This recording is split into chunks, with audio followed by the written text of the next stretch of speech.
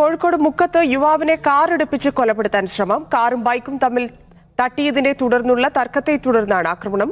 യുവാവിനെ പരിക്കുകളോടെ ആശുപത്രിയിൽ പ്രവേശിപ്പിച്ചു. ലിഡിയ ജേക്കബ് ചേരുന്നു. ലിഡിയ, എവിടെയാണ്, എന്താണ് സംഭവം? ധന്യ, ഇന്ന് ഉച്ചയ്ക്ക് 12:30 കോഴിക്കോട് മുക്കത്താണ് സംഭവം ഉണ്ടായത്. കോഴിക്കോട് മുക്കത്ത് നിന്നും ഓമശ്ശേരിക്ക് വരികയായിരുന്ന കാറും ബൈക്കും തമ്മിൽ തട്ടിയതിനെ തുടർന്നുണ്ടായ തർക്കത്തെ തുടർന്നാണ് ഇത്തരത്തിലൊരു സംഭവം ഉണ്ടായത്.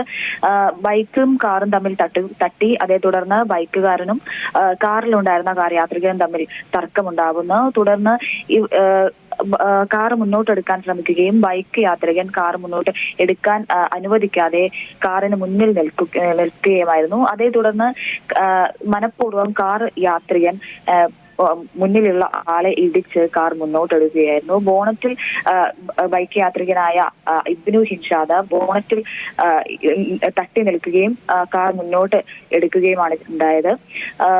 മുക്കം കാരശ്ശേരി സ്വദേശിയായ ഇബ്നു ഹിൻഷാദിനാണ് ഇത്തരത്തിൽ പരിക്കേറ്റത്.